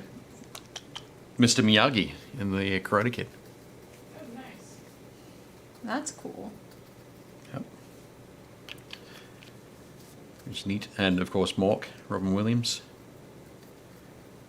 Remus Lupin. There we go. That was his full name. Thank you very much, Mike. Yeah. So many good TV shows. Why would you So need to go little anywhere? time. Like, you don't have to travel. You can just watch all of those Travel wonderful to your couch. scenic things going on. Yeah, travel to your couch, for sure. I keep moving this around, and then I'm like, where's the paint water? It's right here. Underneath these things. So yeah, I'm just going to thin this a little bit, thin the black, make it a little bit easier to apply around the edges. But once I put this on, it'll really tidy that all up and look great. But yeah, this has been a nice sort of fun break from just painting minis. Yeah, I'll have to definitely bring Garistro next time to place him in his bistro. Yeah. Very cool. Don't let me forget that. Enough if you follow me on Twitter. Right. It's like next Wednesday, be like, did you remember the bistro? The bistro. On Twitter? I can't do it on Yeah. Twitter. I don't use the Twitters. You don't use the Twitters. No, That's okay. We love you anyway. for sure. I'll have to look into Brexton's French Canadian. Oh yeah, Yeah, the definitely. group that became. So we're like distantly related. Yeah. Yeah, the group that became the Cajuns. Yep. Way back when. Okay. Jason says, what would you suggest for sealing the terrain after painting? Would you suggest sealing the terrain after painting? And if so, what is safe? Yeah, I think it's probably a good idea to do that. I would seal it with some PVA glue or some white glue, wood glue. You can do. James suggested Modge Podge earlier. Anything that's going to give you a solid surface. So you could do something like the XPS foam sculpting glue. You could thin this down and paint it over the top if you wanted to. As long as you don't have any exposed foam, you could probably hit it with a spray varnish as well. Mike says a seal with Liquitex matte varnish. That's probably a good idea too. You might be able to shoot that through an airbrush if you have an airbrush. But anything that's going to give you a nice transparent solid coat is going to work. But yeah, I was going to say you could use it like a regular spray varnish if you have a what do you call it? As long as you've got all of your foam covered. If you hit it with generally gloss varnishes have a better protection value. You're going to get, there it is. Better protection from a gloss, but then you can come back and hit it with a matte varnish afterwards, so you get that double bonus. So lots of different things you can try. Experiment, find out what works for you. They're all going to have different drying times as well, so depending on how quickly you need to use your terrain, or how much time you can leave it somewhere to dry, even on a flat surface without any cats in the room. Yeah, my cat got into mischief this morning. Yeah? I was told. Yeah. Apparently, my husband left a pack of ground beef on the table when he got home from getting dog food this morning, because we were out of dog Right. food, and then he fed the pets, and then he forgot that he left the groceries on the table. Ah. And then he went downstairs to hop on the computer real quick and heard a thud. And then he remembered he left the groceries on the table. But he heard the dog boof at the cat, and it turns out that through the power of teamwork, Yeah? they had knocked down the cat, because the dog doesn't jump. Yeah. He's a little old and arthritic, but the cat had knocked down the ground beef to the dog, who had probably been the one to rip it open, and they were feasting. All right.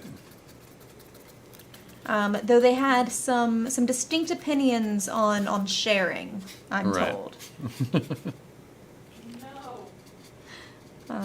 Yes, that was one of the opinions. Could be. Got any Roys or Thibodeaus? No, my family comes from the Broussard side. So, The which? the Broussards. So the Cajun people were all originated from like the same 800 women folk who were shipped from France. Oh, okay. Yeah, they... In bark skins, that's a feature of the story. Oh, because they ran Yes, out yeah. of women. The Acadians ran out of ladies. And they wrote back home and they're like, we need lady folk. And so France was like, hey, if you agree to go marry one of the guys over there, one, you'll get to choose which one's your husband. So that's nice, right? Yep. Good perk. Two, we'll pay your dowry, Huh? which is really nice perk if you come from a poor family. And three, they didn't really care about your pedigree. Right. They cared that you were a young woman of marriageable age. So about 800 women went over, and you can look up like all the original names, and Broussard is like a poor translation Right. of one of the names. Okay. And so a lot of Cajun people, if they like go back far enough in their history, they're like, oh yeah, like 5-10 generations back, we were cousins once. Right. Of course, like, since then, like, a ton of other settlers came and married and whatnot, but, Right. yeah. Cool. Yeah. That's interesting to know. Yeah, it is a feature of the Yeah, they've Sure. done it a few places where they were like, huh, we did not think about populating the area. Yep. And then, I think in Jamestown, was it? Or one of the, like, East Coast, like, original settlements or something. Okay. It was part of their plan to get people to want to stay because they figured having women there would make men more invested because then they'd have families. Right. Yeah, I forget what original. It might have even been New Amsterdam, the New York, what eventually turned into New York. Yep. I think. I could be wrong, but. I don't know. I think my favorite thing is knowing that New York used to be called New Amsterdam because of the "They Might Be Giants" song. Yes. It's Istanbul, not Constantinople. It's Good. Istanbul, Good not fun Constantinople. facts. Yeah. But yeah, I mean, and my Cajun history lessons like probably missing chunks and bits and pieces and whatnot. But Well, it's cool to know that. I did not know that before. yeah, Now I do. Excellent. it was also owned by the Spanish before it was owned by the French. Oh, Dave Hummel says, "Night all, after medieval times, the wife." Have fun. Ooh, that sounds really fun. Excellent. Jason says, Modge Podge spray or the brush on? Question mark there. So I think James might need to answer that one. I usually Modge Podge before painting, but wonder if I should swap when I do it. I think probably doing it before painting is still going to be the best, and then after that you could probably just hit it with a spray varnish, a matte spray varnish. It should be fine if you've got that Modge Podge seal, Modge Podge sort of layer protecting all of the foam. Rontonaut said, "We had a toy poodle jump on the kitchen counter to push a steak down some years ago, and our dog pack feasted. We had to call out for pizza." That's happened multiple times. My husband does not always remember when he leaves things out, and he is much, much better about it now that he's lived with animals for a prolonged period of time. Right. But there has been a stolen steak or two from when we first moved in, and he didn't realize he couldn't put things at a snoot height. Right. No snoot height things. Because the dog actually is really well behaved if he's in the same room with you and you're like eating. He doesn't beg or anything like that. Right. And he won't steal anything from a table or a counter. But if you leave it on, say, a TV tray or a coffee table and then you leave the room, Right. then you're not there to tell him no. So technically, he is not breaking the rules, and it's not on the table where people eat. Sure. My dog is very much a rules lawyer when Right. it comes to his training. Excellent. He is all about that. That's funny. Nice. If my dog was a human child, he would ask why a lot. Cool. Well, there we go. James says brush on. Josh also says brush on Modge Podge. Flat finish. He seconds James' suggestion. So now we have a nomination and a second. I think we should vote on it. We should have that.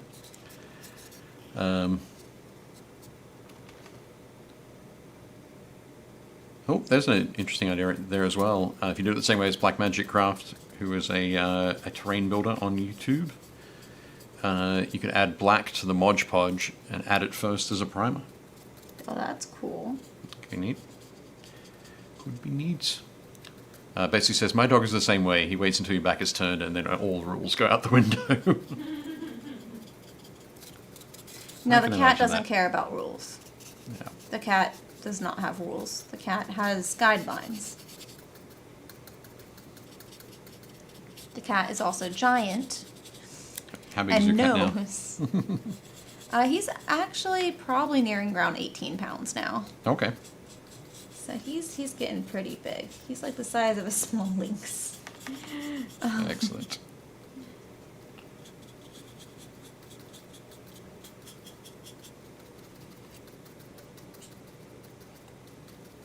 And he caught a mouse, so he's very confident now. Okay. That is cool.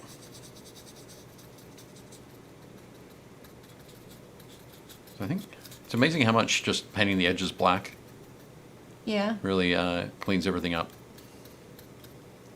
I think it's awesome. Very nice. How's it going? Ooh. Looking good. Yeah, it definitely has that dank, dirty kind of. Oh. That is a lot grottier than I would hope for a... Kind of want it to look like there's like puddles and places where it's been almost like polished from people scraping and walking and moving and Okay, yep. worn. Nice and worn. That's good. Cool. Excellent. So. Oh, Jason says, yeah, I've been following Black Magic Craft, but it's good to see what others do. Sure. Speaking of cool terrain videos, I saw an excellent video from, I think it's Real Terrain Hobbies. That's what it is. He's done a build of the Shire. That's so cool. Yep. So like a 6x4 foot table in 3 sections, and built all of these. Basically built up a hillside and a very cool set of hobbit holes. So definitely, I think you should check that out if you're into terrain building or hobbits. Or terrain building and hobbits. Terrain building and hobbits. Any mix of the above. I'm redoing So- my whole basement to be Lord of the Rings themed. Yeah? Yep. Nice. It's gonna look Well, hang pretty. on. No, when you say Lord of the Rings scene, is it like the lair of the Balrog? Or is it like Bilbo's pantry? So we're kind of doing Bilbo's a, pantry I'm down for, but We're kind of doing a mix between like the Shire and Mirkwood. So kind of rusticy, homey, with enormous spiders. Well, no. Well, technically, yes. My Okay. basement does have large spiders. Yeah, so... But more of the like the dreamlike state, where if you Yeah. wander too far away from the door, you don't know where you are. That kind of thing. Yeah. Okay. Yeah, exactly. It's fine. Cool. Hobbit holes with spiders. I mean, technically, yes. That's not wrong. I've seen a spider so large, as type of wolf spider, and I thought it was a mouse. Okay. Yeah. I saw a scurry. It was out of the corner of my eye. It was a large scurry. And I was like, oh, there's a mouse. And I'm not scared of mice. So I'm like, doo-doo-doo. But I also am very not good at seeing in the dark. Right. And then I get closer, and then I see that it is in fact a mouse-sized spider. And then I flee. Right. Yep. I would not be happy with that. I was like, nope, nope, nope, nope, nope, nope. I noped right on back to the couch, and I yelled until my husband took off his earphones from gaming and was like, what's going on? And I was like, there's too large of a spider in this basement. And he was like, no, it can't be. Oh, wow. I was like, was just sitting there having a little snack saying, hey, it just like chilling. scurried out, and then whenever I was like, oh golly, it's a spider, it ran under a pillow. All right. And I was like, no. That's it's kind of terrifying. Won't. I'm scared of spiders, and they desperately, like, they come towards me when I try to shoo them away. Yep. I don't know what it is. Did we ever see the Battle of Five Armies game that Duke Seafried had hundreds of figures, and the Lonely Mountain was all of 8 or 10 feet high? I have seen photos of that, Josh. That's insane. That's so much. Yeah, Duke Seifried was a guy. Well, he's a guy who has put on loads of, like, he's one of the U.S. I'm not gonna say founders of wargaming, but basically really helped wargaming become a big thing in the U.S. In the late '60s, early '70s.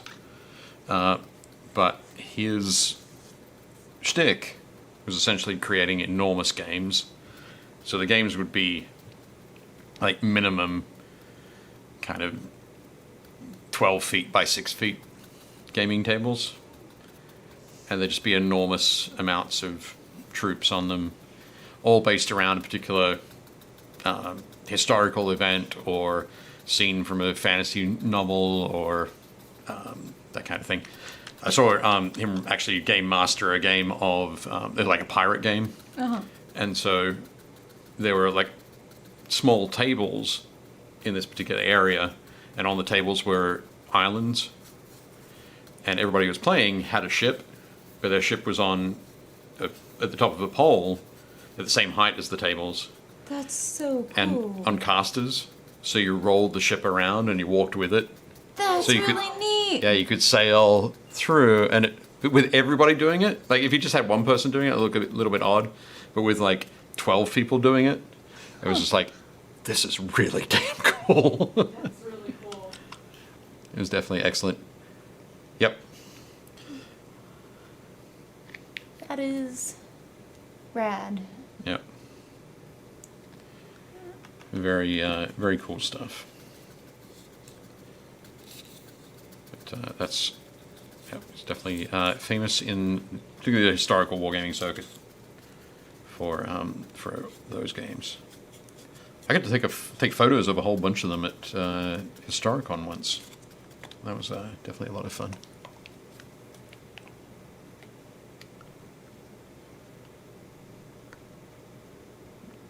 Now, I was asking about... We need to tell their patrons to stop spilling their drinks, the cleaning. I was like, who are my patrons? Who's the cleaning stuff? I don't think there is cleaning stuff. What do you think the mold's for?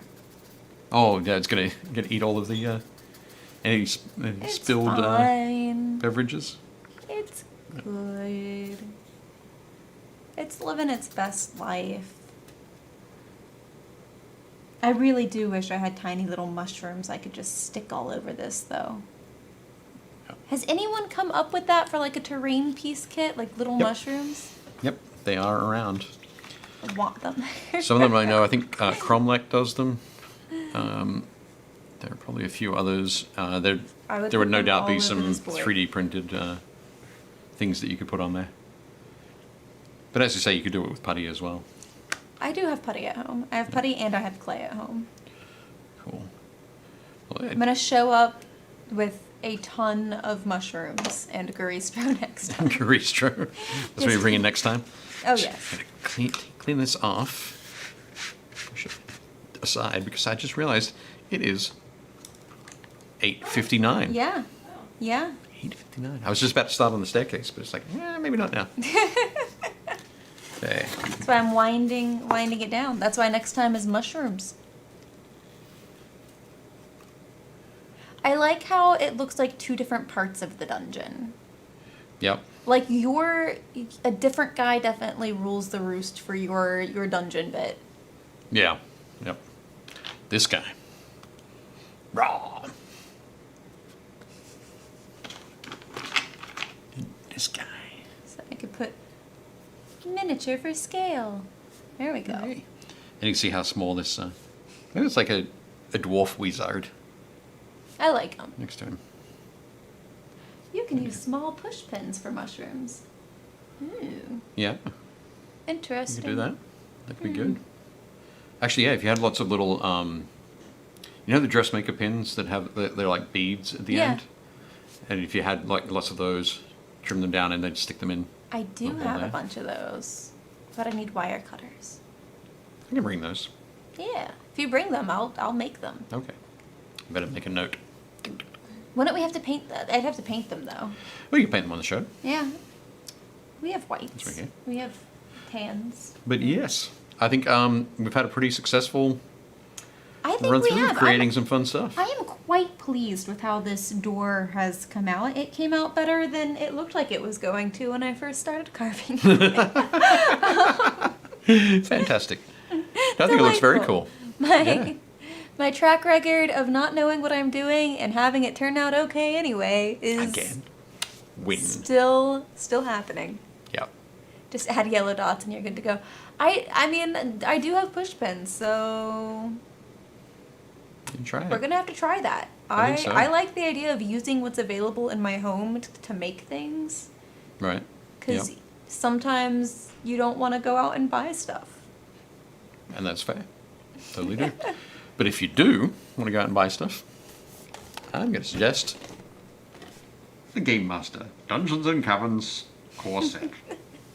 This is available now at your friendly local game store, or if they don't have it, they can get it from Alliance Game Distributors. It is $100 That's a pretty good price for all of this. for all the stuff you get in it. Yep, for the so 7 18mm paints, 2 50mm paints, the How to Build Dungeons and Caverns guide included, or you could just watch our 2 episodes. 1 large dry brush, 1 medium dry brush, 1 wash brush, 1 300ml can of Dungeon and Subterranean Terrain Primer, which is just in front of Gretchen over there. Yep. Oh, yep, that one. Next to your, no, the one on your right hand. There we go. Aha, the one There we go. Oh, you can see it this time. Woohoo! Delightful. The hot wire foam cutter, the XPS foam sculpting glue, the scenery sand. I don't think we showed that.